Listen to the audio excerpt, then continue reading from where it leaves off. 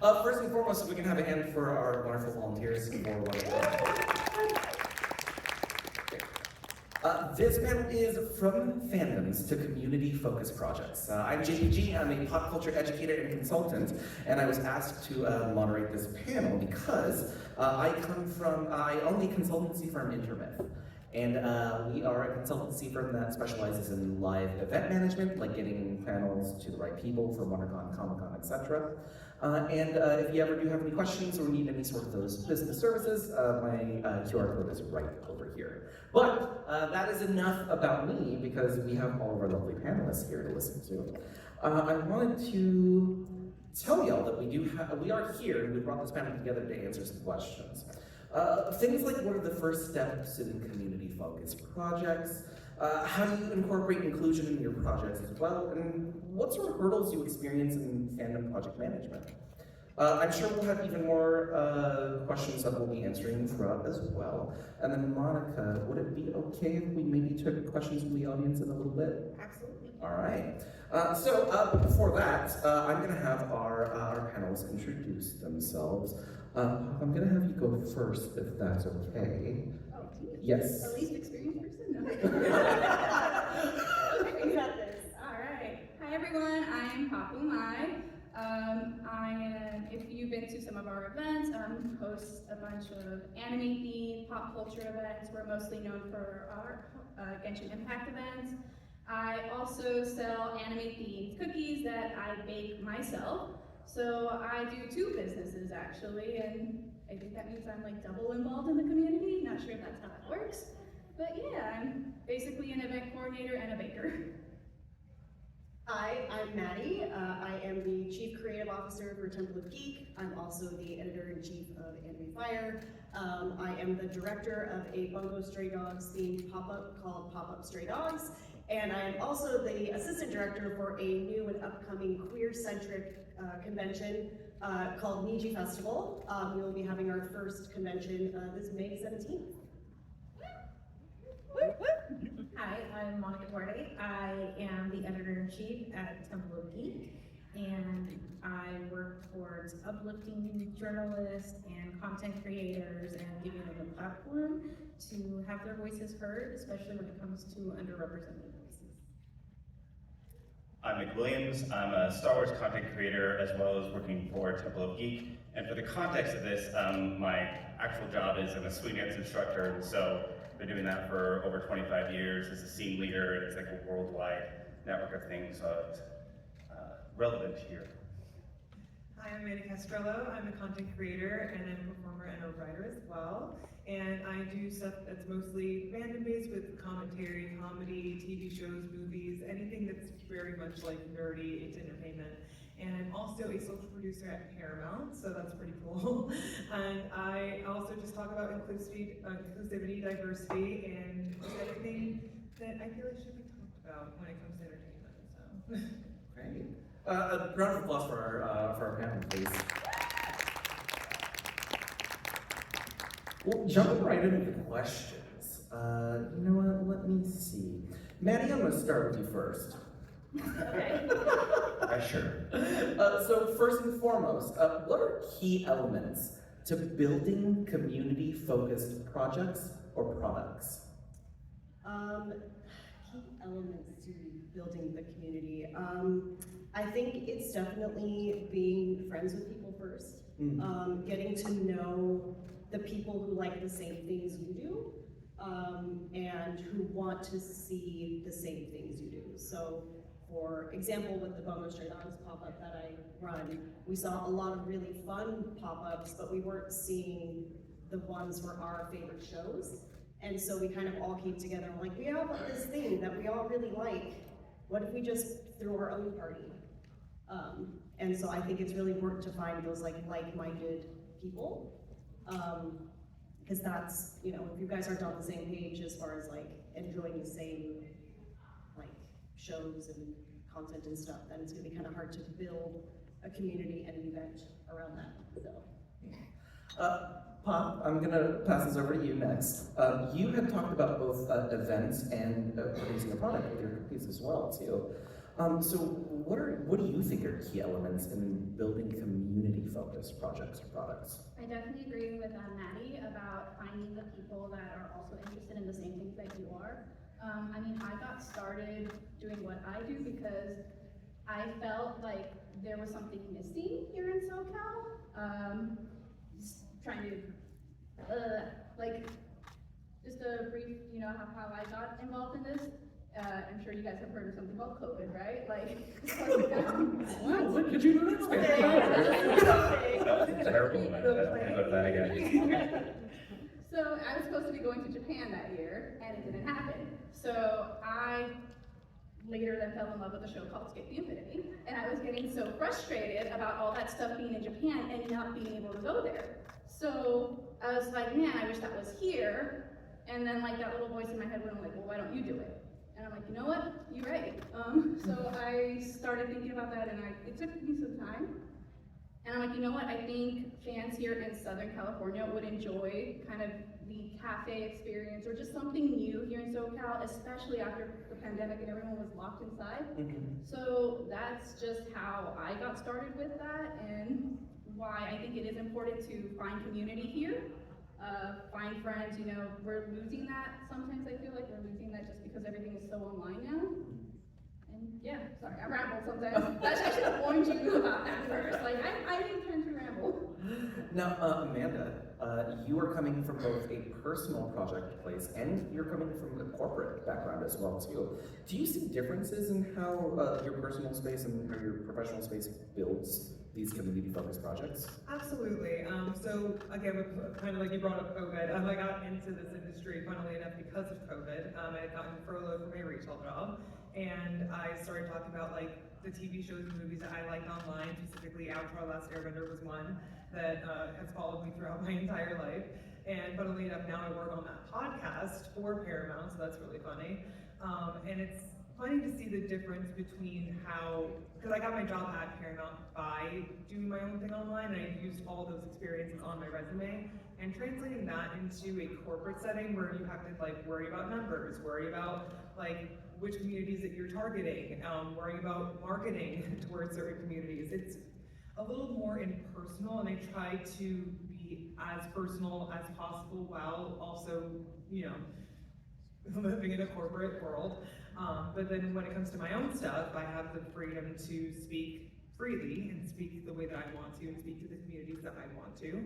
And so I try to use my experience in my own like realm to kind of translate over to that corporate realm and hopefully make sure that there's a little bit more personality there and things become more personable. And again, I can't like dictate what the company does like on my own, but it helps to have different voices and different perspectives, and I try to make sure that I can be that different voice and different perspective. Nick, I'm going to start with you for the next question. Monica, I'm coming for you right after that. So when it comes to community-focused projects, right, where are you finding, building, or capitalizing on resources for these projects? So this could be like financial capital, human capital, material capital, things like that. So like, where are you finding and building these? Well, I mean, fans are always looking to spend their money somewhere with that, but it's finding those spaces that they feel comfortable in doing so. I think there's always something to be said about starting small and building up. You see a lot of events like WonderCon or like San Diego, and people want to start big real fast, but you really have to build a foundation and build up from there. So again, starting more kind of community-based, finding like-minded people, finding that like smaller network of people who can build that positive space and kind of build that safety bubble. So as you start to expand, that's when people are going to really want to be a part of that and willing to, that's where you're really going to find a little bit more capital, people willing to spend money, people willing to invest in those. So I think there's so much to be said for starting with that small base and building outward. I think too many people want to start big and go big, but then that's where you find a lot of the difficulties and a lot of the toxicity. Now, Monica, I was saving this question for you because I'm hoping that you consider me one of your resources when it comes to this. Monica was actually the person who got to hire me on behalf of Temple of Geek to help her put this together. Where are you finding, building, or capitalizing on resources? You know, when you're starting out and you're doing something fandom-based, there's almost no resources. There's almost nothing. Like, your team is your resource. And, you know, for most of this industry, whether in entertainment, a lot of it comes down to, like, everybody has a day job. Everybody's just kind of funding themselves. We do a lot through trying to get some revenue through, like, YouTube, Google Ads, things like that, to bring in a little bit of capital.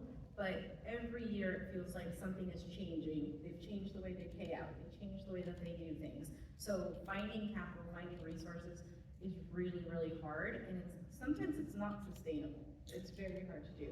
So what we have found is that when you align yourself with people who are just as passionate as you are, who really care about, like, whatever it is you're doing, they're willing to put in their time, their effort, and I think that is the most valuable form of capital, is somebody's, like, personal time. And you also have to value their time, because, like, you can burn somebody out by having them do all kinds of things, and if they're not really passionate about it, there's no motivator to stay in it when things are hard, when things are tough.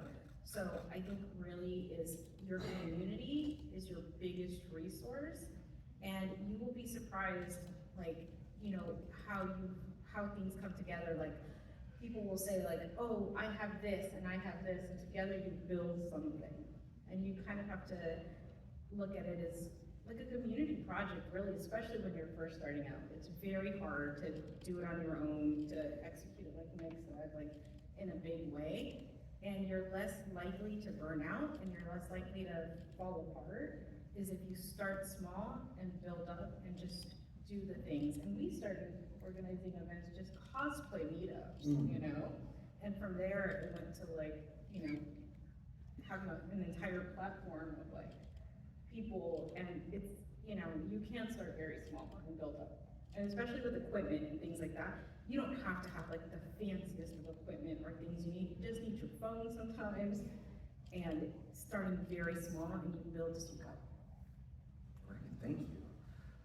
Maddie, what transforms a gathering or meetup into engaging in memorable content? Ooh, can you repeat the question one more time? So, you know, what transforms a casual gathering or meetup into engaging and memorable, into an engaging and memorable event? So, you know, Monica was just talking about how you guys started those cosplay meetups first and foremost, right? Yeah. There's an evolution to that. Yeah. And so what really brought that evolution along? Oh, okay, so I love people. I am a huge extrovert. I feel like most people know who I am at this point, just because I love getting to know cosplayers. I started with Temple of Geek as someone who ran cosplay meetups. I posted cosplay content a lot. And then I started to get to know the people in the community, and we can take my, the Bungo Stray Dogs pop-up, for example. I was also inspired by Rocio's pop-up for Pop Umai, and I love what she was doing, and I was like, hey, I know enough people who love Bungo Stray Dogs, who love this fandom. I know so many cosplayers who would love to gather in one space outside of a convention, because that's the thing, is a lot of it is people, especially with COVID, we were all online, right? Like, that's how we met a lot of people, was we cosplayed online. And then when we started going to conventions, it was like, oh my gosh, I know you from this, and I know you from this, and we duetted this and that on TikTok, and blah, blah, blah. But then conventions can get expensive, and conventions only happen once in a while. And so for me, I was like, you know what? I want to meet up with my cosplay friends more often. But also, like, I think it would be cool if my artist friends, because when you go to enough conventions and are an extrovert, you know the artists, you know the vendors, and you're like, hey, would you want to hang out with us, right? You kind of have to frame it as like a big hangout. Because if you call it a big party, then people are more likely to, like, come hang out and chill, you know, and then you have, you know, I've built these connections with artists, with vendors, with voice actors, who were excited about this, and it just kind of blew up, and it was, honestly, my pop-up was a dream come true. You know, I cried a lot when I did it, because I love the payout of seeing people get excited about these things, and seeing them take their cosplay photos and seeing them meet their favorite voice actors, because it was something that I was passionate about with a few people, and we went, hey, let's make this bigger. Yeah. Yeah. Now, there are a lot of similarities with what you just described and with Pop Umai, right? You know, a COVID era a business venture that, you know, started out of necessity, right? Now, Pop, would you mind, can we take this a step further? Like, are there like actionable items that like transforms a gathering into a memorable event? I think for us, it was like I'm trying to word what I'm thinking, so I apologize.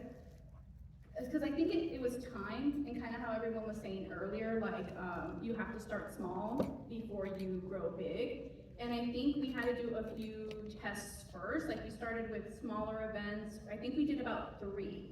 And once we were figuring out what we were doing, like we were getting better at our marketing, we were getting better at our food, our themed food and drinks, we were getting better at drawing in more people, getting in cosplayers. I think once you have a feeling, you're like, okay, this is good, you can take it to another step. And that next step for us was like bringing in voice actors, you know? And now we started from what was originally a small one-day pop-up cafe to almost like a free convention now. I feel like that's the best way to describe it.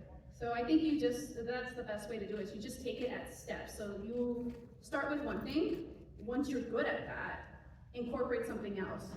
And once you're good at those 2 things, add something else as well, because you don't want to burn yourself out right at the beginning trying to be a WonderCon, like as your first time event. Don't do that. Right? Well, I'm really glad that you mentioned steps as well too. And Amanda, this one's for you next. So what are the steps for you for promoting community events? Well, word of mouth works really well, especially when you have things like social media, knowing people in person, gathering community in person, and sometimes even like though a lot of things do end up online, I do, especially now, I try to prioritize like meeting up with friends more often, meeting up with people outside of work events or outside of like industry events more often, because sometimes you can get trapped in only doing things that are work related, and I think like keeping those relationships outside of work also really help to keep people together outside of just wanting to do things because it looks cool, you know? And so like even a group chat, you know, like a group chat can really help, even if you just send stuff back and forth, and that can also spark some ideas. And like just making sure that you even like are like, hey, I'm doing this thing, or I'm having this get together, or I'm going to be hosting this event. Can you tell your friends? Can you put it on your story? Can you put it on your page? And even those little things like can spark interest, and it can also help not only you, but like your friends, yourself, your community, and also just making sure that other people are seen and other people are heard, because again, in this industry, it can be very, you know, like, you know how it can be. And so making sure that you're uplifting other people's voices, making sure that you are the person that you also need. Because I also would like people on my side, I also would like people to lift me up, so I'm gonna lift other people up. And you just keep doing that, and eventually you just have a whole network of people and a whole network of like friends that will help you on your journey, and you can help them on their journey. So just definitely being like a team player, definitely being very personable, definitely making sure that you're like fostering these relationships just outside of the context of work. Nick, I did want to ask, right?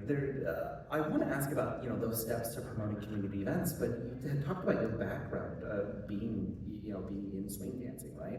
With those steps, with those routines, do you find those similarities? And are there those essential steps that wouldn't make that make you, that make these events your events?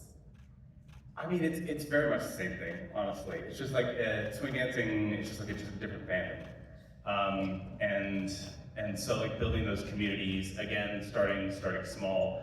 People want to feel welcome, and they want to feel like they belong.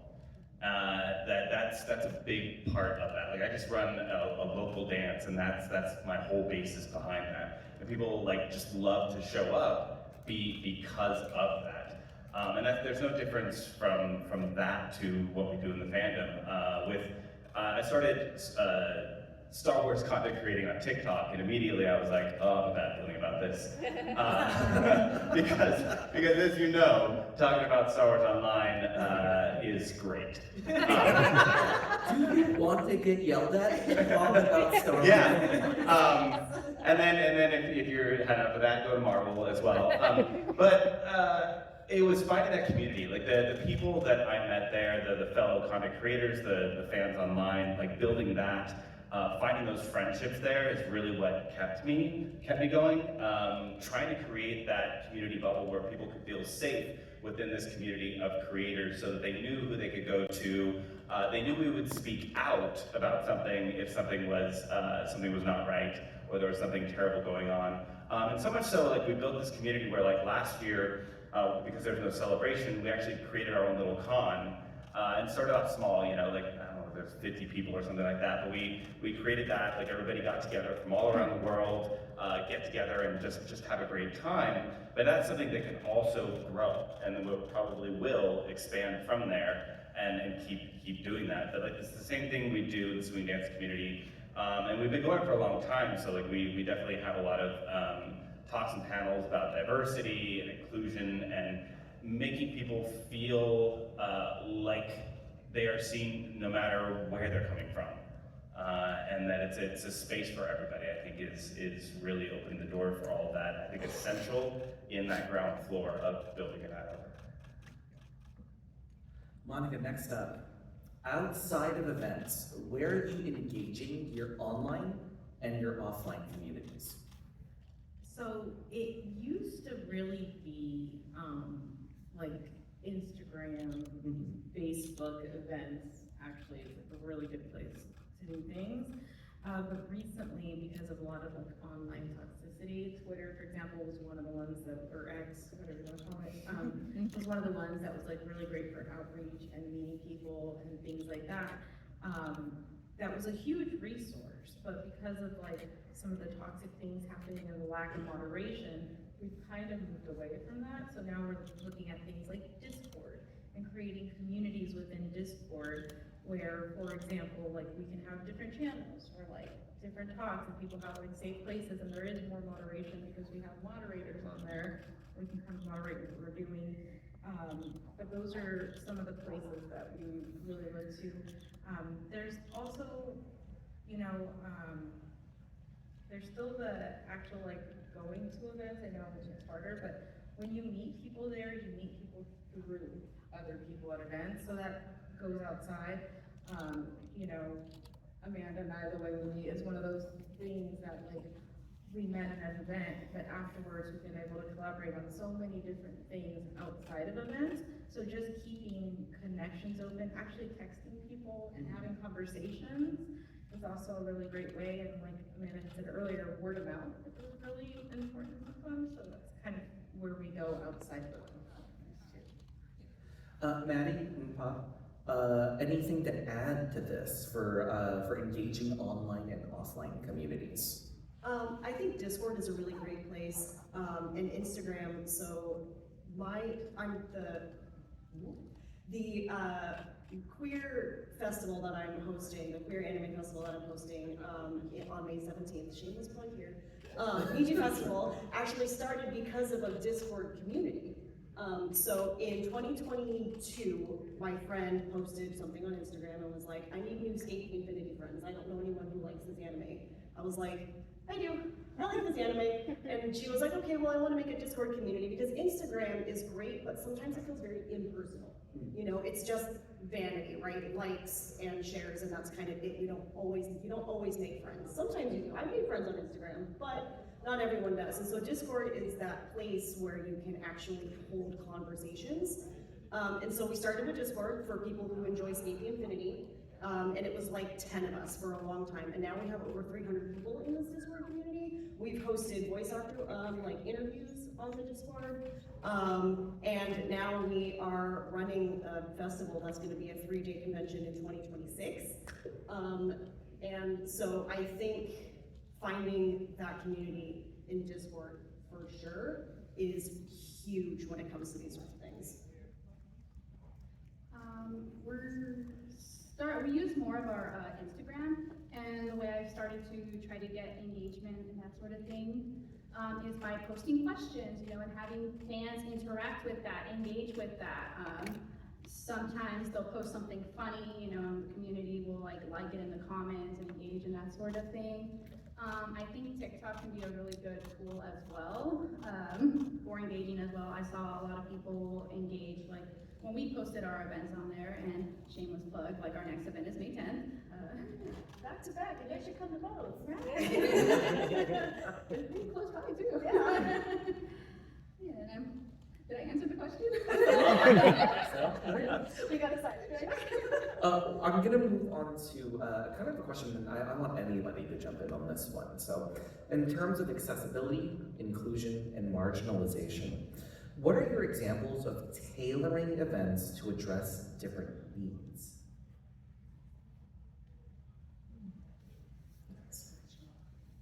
I would say knowing your community first and foremost, and knowing what those needs are. So you have to engage with people and actually know like what people are saying.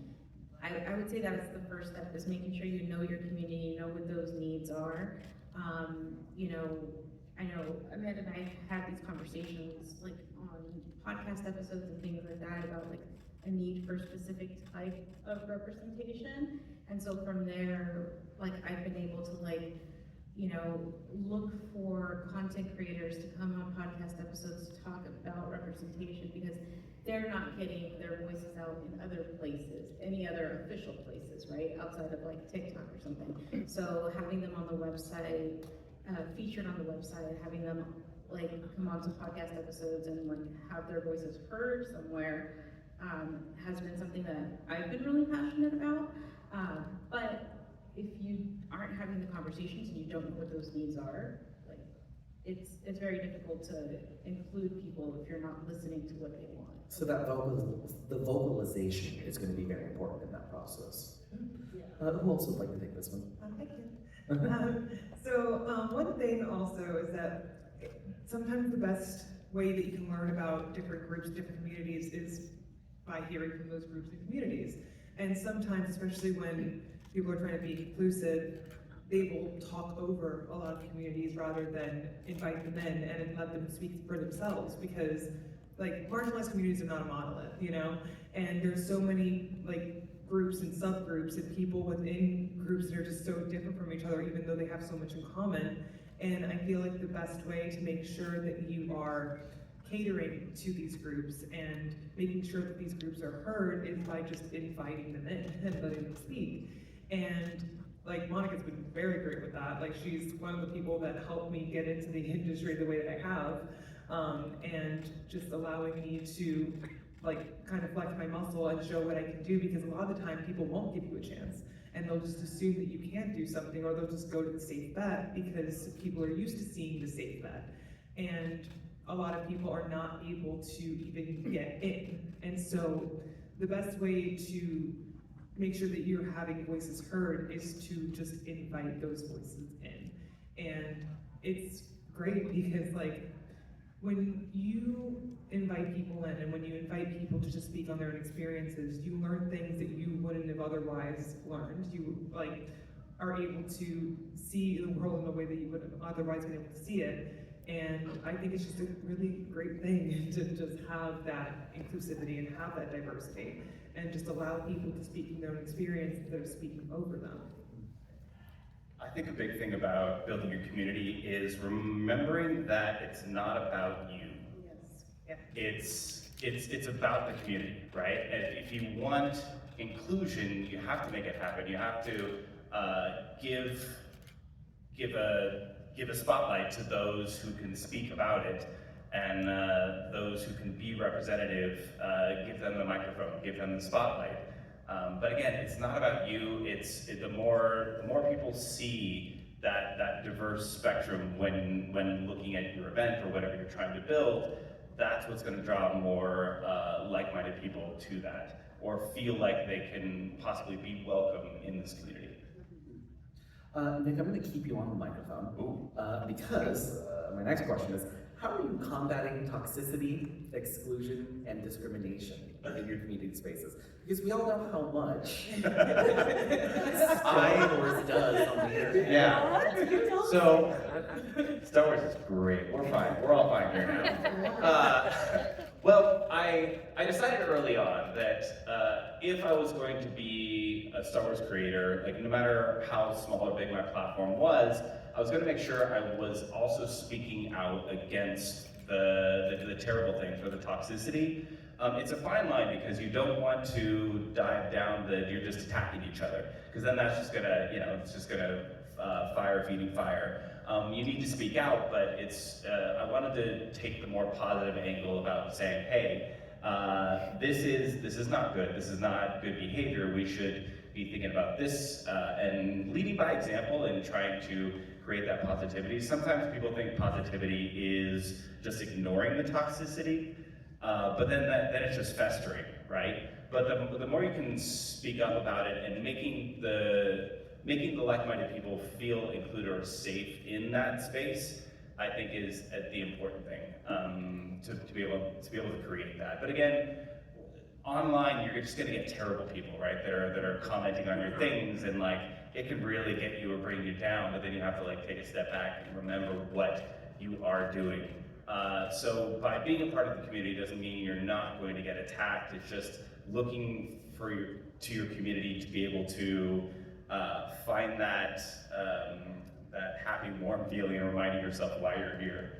Yeah, and to connect with that, Maddie, since the queer community has never been discriminated against ever, Never. how are you combating toxicity exclusion, especially with your upcoming events? Yeah, so we wanted to make sure that the event was in a fun, safe space, and it's inclusional. You don't have to be queer to go to Ouija festivals for everyone. Stand out. Nailed it. But I think a lot of us, are there for each other, and I think what tends to happen in communities, and it's a lot of the time it's in cosplay communities as well, it's in the anime community as well, where the mean voices just tend to be louder than the nice ones. Not that there's more mean voices, they're just louder. And so I think, as someone who big sister, mom, like mentality, I can step in and say, hey, like, that's not okay here. And like Nick was saying, you don't want to be toxic back. Yeah, it's a personal responsibility. It is, yeah, you don't want to be toxic back. And then you kind of have to pick your battles. You really have to like decide what's worth your energy if someone is being terrible to you or to someone else. Like you have to kind of gauge, okay, are they doing this to get a rise out of the person? Or are they doing it because they're genuinely like being awful, if that makes sense? I know there's like a fine line, but you know what I'm saying. And so I hope that I'm answering the question here. All over the place.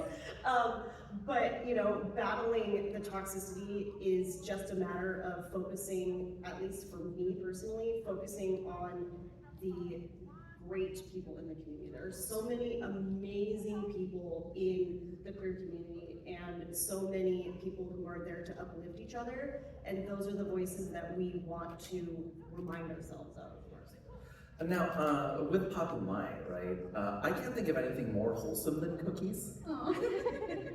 But you've received hateful stuff and toxicity, thrown at your way as well too. How are you dealing with that sort of stuff?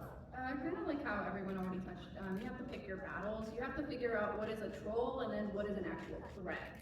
So trolls you can ignore, you can drown them out, you can delete their comments, move on with your life. You don't need to spend more energy than you have to. A threat is when you actually have to take into consideration like someone's safety, the event, anyone just in general. So at our events, we make sure to have security on site. We have a phone number for all our staff members to contact if it does get to that point. Thankfully, knock on wood, like, we have not had to use them, you know, like, they're just there to patrol and make sure, you know, everyone stays safe.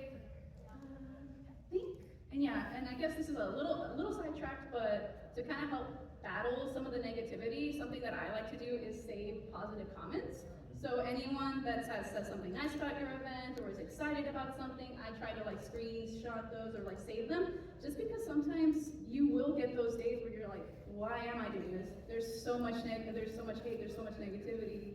And then you look back and you're like, okay, there's some really nice, more than like, more nice people than there are mean people, and sometimes you have to remember that. Last question from the panel, and then please feel free to answer it if you would like. But Monica, I'm going to force you to answer on this one. Monica, what is a piece of advice you would have loved when you first started this endeavor? You will not be able to please everybody, and you basically have to pick your battles. You don't, you know, you can, at some point somebody has to be the adult in the room and make a decision about something, and you have to know that you're not going to please everybody.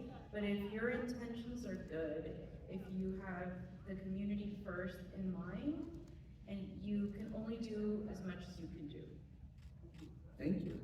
Any other pieces of advice that the panel would like to give to our audience?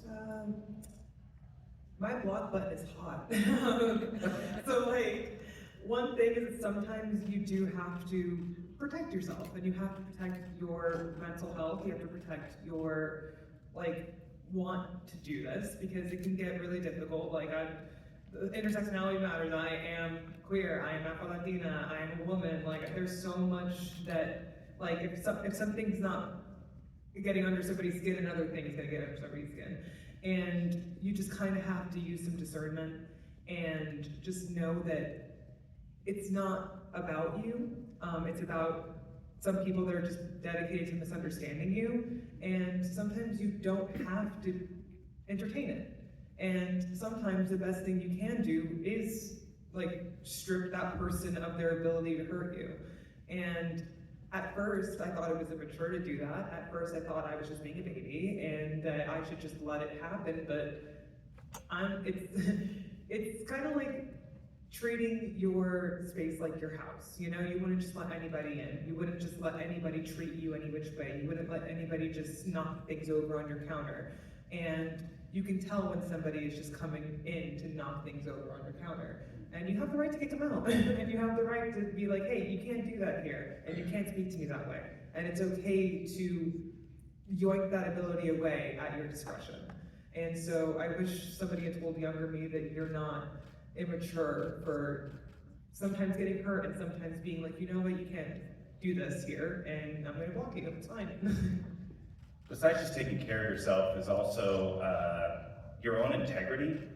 Is that whether you're trying to create an event, whether you're trying to be a creator, there are so many social pressures that say, this is what you have to do to make this successful or to be big or to make this work. But so often people kind of lose themselves in that, and then they're kind of underwater before they know it.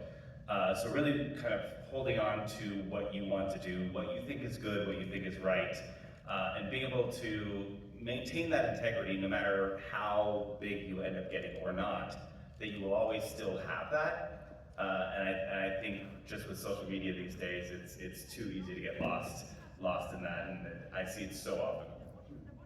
And to bounce off that, yes, please be kinder to yourself.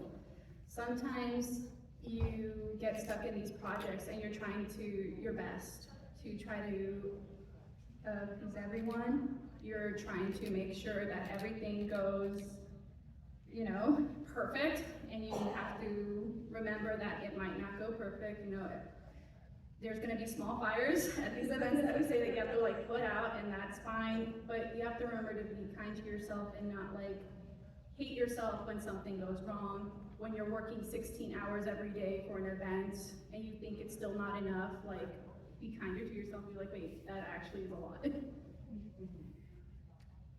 feel like everyone kind of touched on everything. I know, was, you know, what advice do I wish I had before I started, but I kind of had Monica before I started, so she gave me all of the advice and everything I needed to know going in, but like, something that like, I have to constantly tell myself is like, something being great doesn't mean that it's perfect.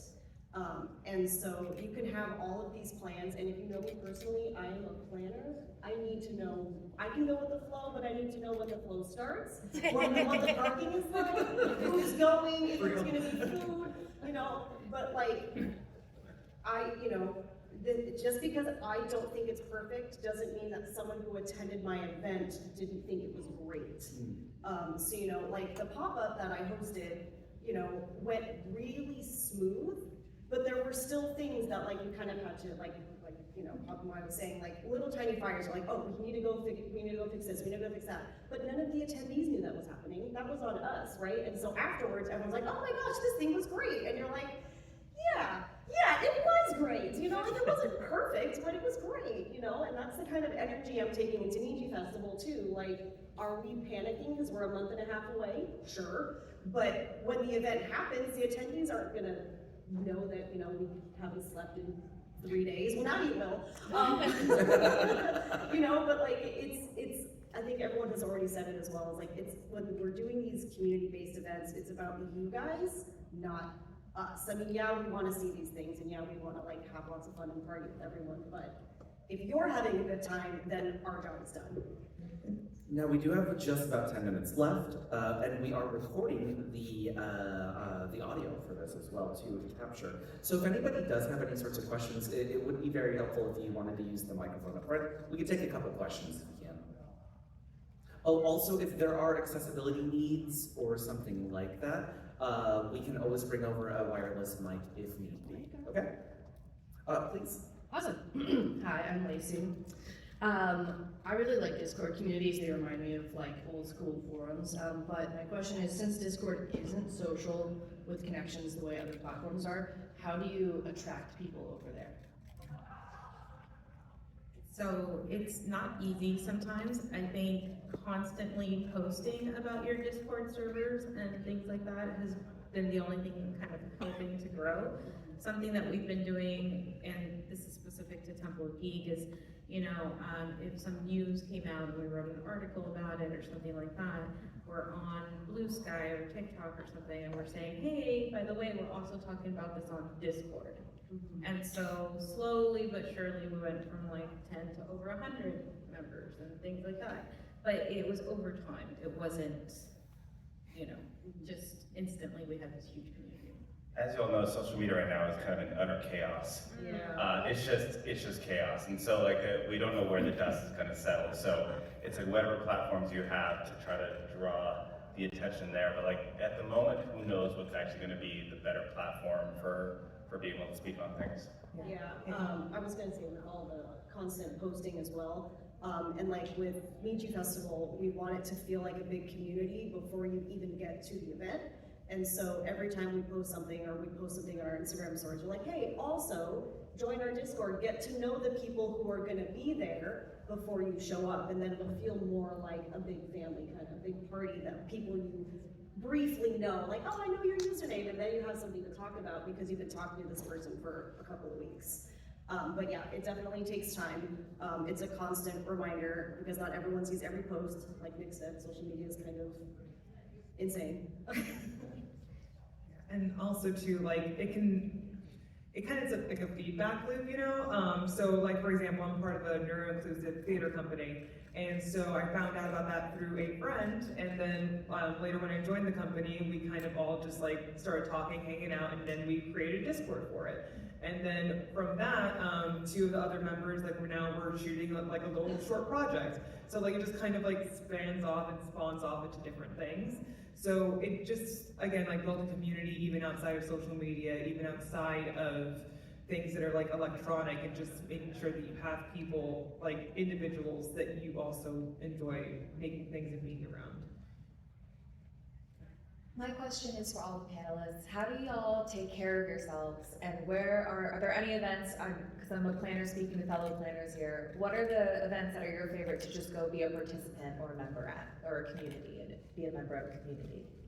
Anime Los Angeles and Gallifrey One are the two big ones that, and so I used to do press at Anime Los Angeles, and I love that event so much. That one feels like a huge community, and that's like what I'm hoping Niji Festival ends up over the next few years, is it's just like a big party, a big community of people. But this year I went, and I just went to hang out with my friends, and it was incredible. You know, being able to just go back to the hotel whenever I wanted to, not having to run back and forth to things. But that one, I feel like, because and the Gallifrey one too, because they've been happening for such a long time, the convention runners know what their community wants, they know what their attendees are looking for, and they cater to it really well. And so to be able to just show up and vibe is amazing. I think one of my favorite ones is like Anime Impulse and Anime Los Angeles for their ribbons. Yes, the ribbons are big. Yes. And that one, I think everyone even calls it like a party con. Yeah. Like, it's just there to just hang out, yeah. You had a question before that though, which was like, what do you do to like... Take care of yourself. Yeah. Monica has to answer this one too. I didn't answer that part. That's a threat. Sorry, I drink water. That's why I take care of myself.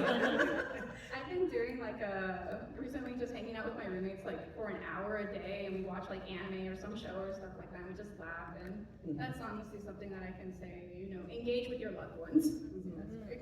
And Monica specifically, the person asked you to answer this question. You know, it's funny because my fandom is what I do to like take care of myself. I'm very lucky that like I can do creative things with Temple of Geek. And so even though like, you know, what we do is really hard and everything, the fact that I love it so much and I'm so passionate about it, it's what kind of helps me thrive. And when I'm not doing it, I'm in chaos. Like my whole life is falling apart. But it's just being with like-minded people and being able to be creative in some way, whether it's just talking about the things that I love, usually is income. Okay, so it looks like we got our last question. I do apologize to everybody. I was also going to say, to answer that question as well, calories don't count at conventions. You get in your steps. That's not a thing. Please, last question. Awesome. So I know a lot of the times when you do big projects like this, 9 times out of 10, you are starting it by yourself. You are wearing all of the hats. What is your process, and what do you advise for somebody that's trying to build a team to work with you? And a lot of the time it is volunteer, which is hard. How has that process been for you, and do you have advice of how to do that for somebody that's trying to build something themselves? Find your ride or die. Find somebody that, you can't do it alone. You can't wear all the hats alone. It's very hard, and you have to value people's time. So like, we do what we can when we can. People have jobs, they have families, they have lives outside of whatever community fun thing that we're doing or whatever work we're trying to do. And you need to respect their time, their money, their whatever. You have to respect them and just try not to force anything on anybody. They should be there willingly, and eventually if you're aligned, you find a team of people who do it for the love and the passion, and you can survive a lot of burnout from that. Also, like, sorry. Oh, please. Also, like, knowing when to delegate, it's hard too, especially when you're starting out by yourself, because I started out very much like kind of throwing things at the wall and seeing what would stick, and kind of tripping and falling into opportunities and not really knowing what to do with them, and having to ask for guidance from people like Monica, and just knowing like when you can't do something by yourself, and being okay in the fact that you need help and that you need like somebody else's guidance, somebody else with more experience. And over time, when you keep doing that, you look around and all of a sudden you have a whole team of people who have your back, and then you can also have theirs. And it's just something that happens over time, like a snowball effect. And before you know it, you will have that community, you will have those people who back you up, and you will have a whole network of people that you can reach out to depending on what you need. Yeah, and Oh, I'm so sorry. I do have to cut us off, y'all. I'm That's so okay. sorry. Now, Amanda, I'm gonna have you stay on the mic as well for now. If we can quickly go through our social medias and where everybody can find us.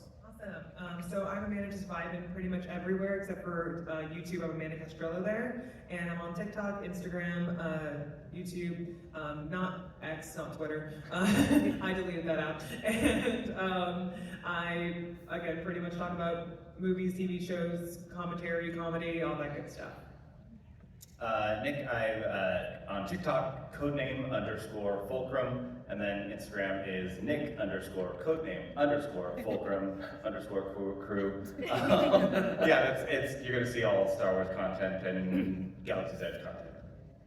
I am this dorky nerd on almost all social media, and Temple of Geek on almost all social media. I'm Maddie_Hoovian across most social medias. Blue Sky doesn't let you do the underscore, so it's just Maddie Hoovian over there. I post a lot of cosplay content. I post my interviews there. I scream a lot about my favorite gay ships in anime. And then, yes. And then if you want to follow Niji Festival, it's just all one word, Niji Festival. And that we are on Twitter, Blue Sky, and Instagram. And then it is, if you want cookies, Pop Umai, so how it is, and then just an underscore on Instagram or Twitter. And if you're interested in our events, you go to UmaiGosh_official. All right. And once again, a round of applause for both our Comic-Con volunteers and this great event. Thank you again.